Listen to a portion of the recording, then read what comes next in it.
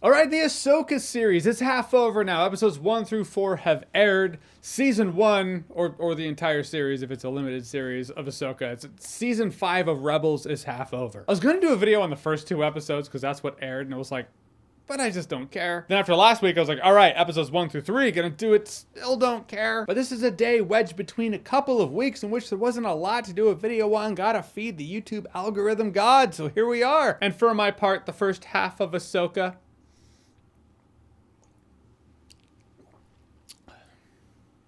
it's meh, but it is Star Wars meh.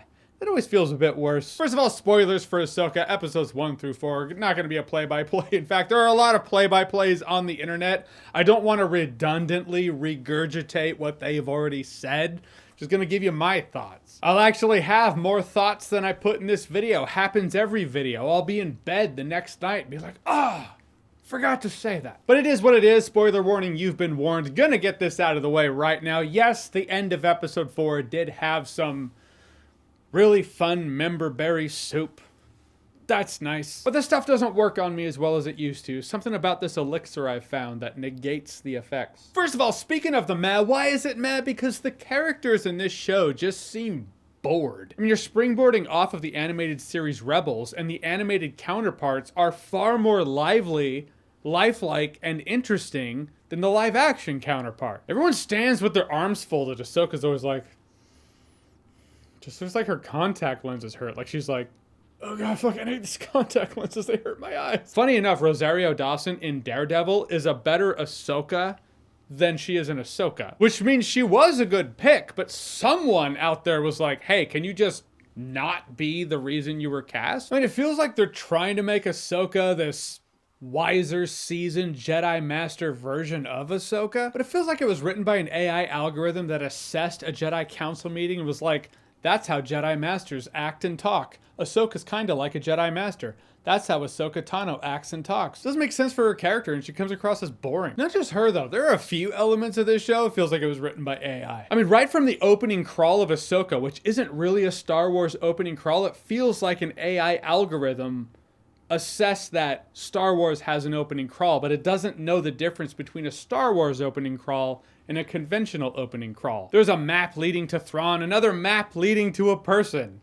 It's like Disney Star Wars isn't even stealing from other Star Wars. It's stealing from itself now. Disney Star Wars is redoing Disney Star Wars. It's a snake eating its own tail. The coolest characters for me are Ray Stevenson and his little apprentice who looks like she cuts her own hair with a Flowbee. Kind of has crazy eyes, never blinks, like she's Christopher Lloyd from Who Framed Roger Rabbit or something. She just looks like an apprentice who's been an apprentice for 20 years and never been promoted. But I thought they were great. There are conveniences wrapped into them, like people just shooting at Ray Stevenson's lightsaber, specifically. The game is to shoot the lightsaber, not the person, right? It was not all fuck. There's something about his character. Like, he's not a Sith, he's not a Jedi.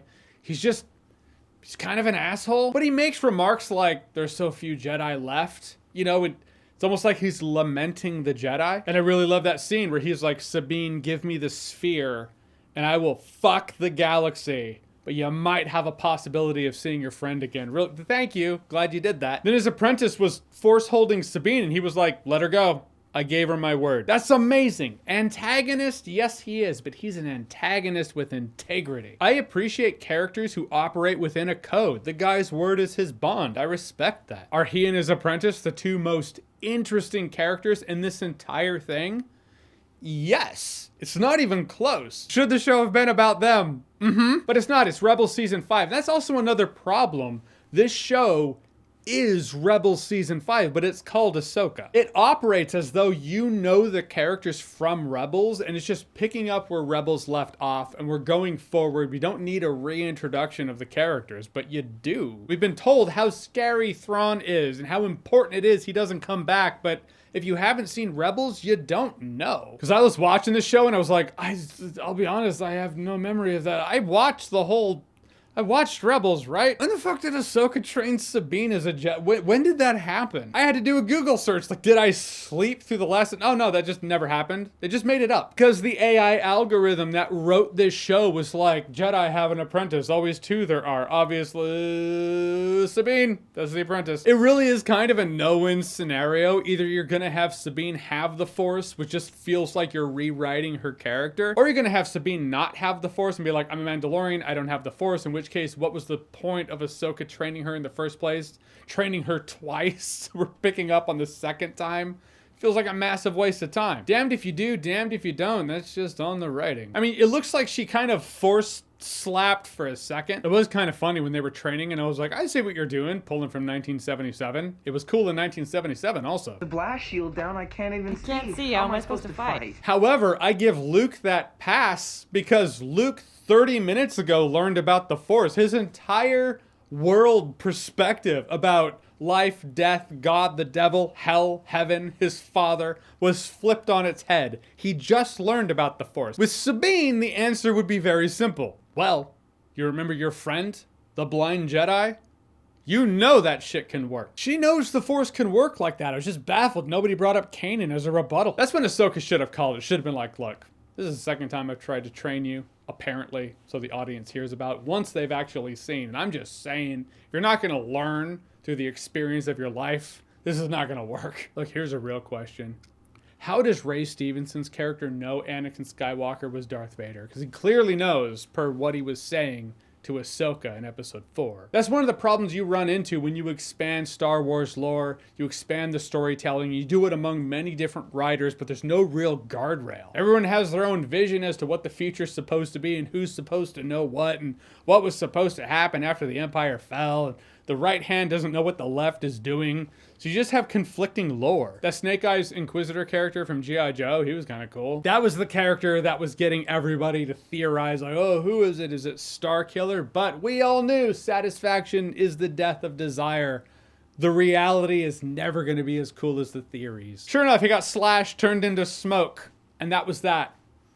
I don't know if Disney Star Wars meant to create a perfect Disney Star Wars allegory, but there it was. Really cool looking, fun to theorize about, but in the end, it was just smoke and nothingness to its core. And I won't lie, I was thinking, okay, Ahsoka was trained in Clone Wars time, prequel time. The prequels had the S tier, the God tier lightsaber battles. Maybe we'll get a bit of that here. Nope, not really. Ahsoka episode 4 did have the better of the lightsaber battles in the Ahsoka series, but still it was nowhere near Phantom Menace or Revenge of the Sith, which is another problem. When you're dealing with one movie in a trilogy and there's no other Star Wars out there, you can have the actors commit a lot more time to lightsaber fights. And yeah, the New Republic just looked like a bunch of dipshits. Episode 3, they just look like a bunch of pompous dicks. I guess they're trying to show like, yeah, that kind of hubris is what made the New Republic fail.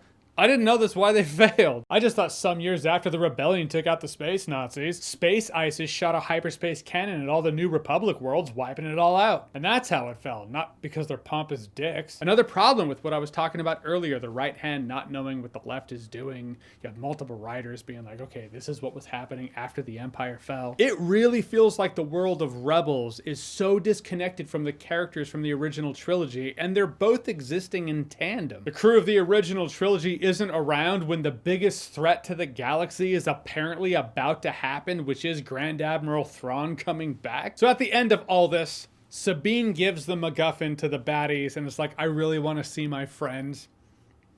I might have fucked the galaxy, but I really want to see my friend. Ahsoka gets thrown over a cliff, something that has happened to her a million times. I wasn't even worried about it. Point is, she wakes up in this space from Rebels and you hear Anakin. And I hope she has questions for him that I have, and I hope he has questions for her that I also have. I hope she looks right at him and is like, Master, why does your Force Ghost have a robot arm? You see, as much as I have wanted to see Anakin Skywalker come to Ahsoka Tano and Luke Skywalker, I mean, we saw that at the end of Return of the Jedi a bit, but I mean, in a larger capacity of conversation. As much as we've wanted to see that, again, the AI that wrote it's like, fans want that here. But no, it needs to be in a world of consistency, because a world of consistency is a sane world. It's a world that makes sense. And with Force Ghosts, nothing is consistent. By God, I wish it was. Assuming, of course, this was an Anakin Skywalker Force ghost. I mean, he's not glowing or anything. It could be a hallucination for all I know. If you're Ahsoka Tano, you can see your former master of many years once in the world in between worlds during a near-death experience. For a much greener Luke Skywalker, you can see Obi-Wan Kenobi, who you knew for about a day. In fact, anyone can just show up and drop nuggets at any time. But if you're Obi-Wan Kenobi, the Force ghost of your master can only come to you after you face the cyborg asshole version of your former apprentice and best friend. But he was always there, because he'll tell you that. So there's no real consistency with Force ghosts. There's no set of rules that we can look at and be like, that's how Force ghosts operate. But I do hope Anakin Skywalker has the question for Ahsoka that I have, which is, hey Snips, when you learned this great threat to the galaxy existed, which was the possible return of Grand Admiral Thrawn, thus the possible return of the Galactic Empire, why did you not seek the aid of my son, Luke Skywalker, who, you know, helped defeat the Empire? He helped turn me good. I threw the Emperor down a shaft. He exploded. He's never coming back. Trust that. Trust it. It's only fucking logical. I know you've hung out with him. If Qui-Gon was watching Obi-Wan, I was watching that shit. But in the end, you thought to yourself, yep, that would be a smart thing to do. 2 Jedi are better than 1. But how about 1 Jedi and 1 young Mandalorian trying to move cups with the Force? I mean, the show's called Ahsoka. In that, you gotta take the story where Ahsoka would be. I don't know that she would be hanging out with the Rebels crew at this point. I feel like it's more likely she'd be hanging out with Luke Skywalker, helping to reestablish a new Jedi Order. The show Ahsoka should be Luke and Ahsoka out there on an adventure. That means, yes, you gotta recast original trilogy characters. You gotta have a new person play Luke. So be it. Better than hanging out with a half asleep, half bored Rebels crew being like, why are we all here? Man, I haven't even touched on the fact that Sabine gets skewered by a lightsaber and is fine. Lining up the timestamp right about there, her inside should look like that. What are the odds? What's the over-under? Thrawn comes back and these Imperial loyalists are like, all right, we gotta rebrand the Empire because it kind of leaves a bad taste in people's mouths. So, renaming this new Empire is your first order. Not bad. What are the odds that's how it goes down? Oh God, that's possible. Oh God. You know when you say something as a joke, then you realize how possible it actually is? So that's my thoughts on Ahsoka. It's meh. Star Wars meh. Hurts a little worse, but meh nonetheless. Ray Stevenson and his apprentice, those characters are the best ones in the series. Also Ray Stevenson. Dude, gone too soon. First time I saw him was Titus Pullo in Rome.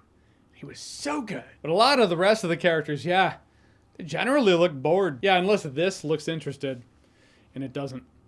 If it did, I would cross my arms when I talk about movies on YouTube. I don't, because it looks and makes me feel like I'm uninterested. So the first half of Ahsoka, episodes 1 through 4, have you seen it? What did you think about it? Whatever you thought, comment below, let me know. And as always, if you like what you've seen here and you want to see more, click right here to see more.